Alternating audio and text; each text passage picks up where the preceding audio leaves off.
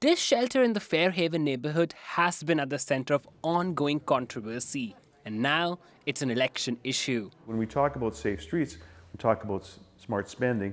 Mayoral candidate Gordon Wyant has released his election platform, and moving this shelter out of Fairhaven is a top priority. We really think that there needs to be a location for the shelter that's close to services and yet doesn't negatively impact residential areas. But we have industrial areas in Saskatoon, and a lot of people have suggested that perhaps an industrial location in Saskatoon is more appropriate for a shelter. To think that somehow... Cynthia Block says Wyant is off base. As a former provincial minister, she says he should know housing doesn't belong in industrial areas. But every jurisdiction understands that you must place sheltering of people who are unhoused in areas where there's transit and where they have access to social services.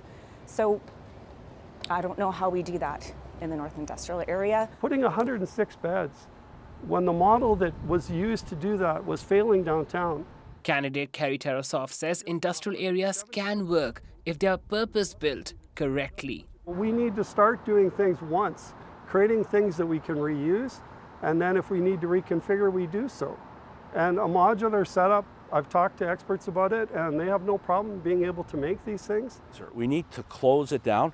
The most recent candidate for mayor, Don Atchison, says Fairhaven Shelter needs to shut the doors entirely. He says the recovery centers should be the priority. Homeless shelters shouldn't be anywhere in Saskatoon. They shouldn't be in any neighborhood. They shouldn't be in industrial areas at all. Atchison won't reveal the rest of his platform yet, saying others might copy it. So residents will have to wait until next month before they start pondering their options for mayor. The election will take place on November 13th. Pratish Dayal, CBC News, Saskatoon.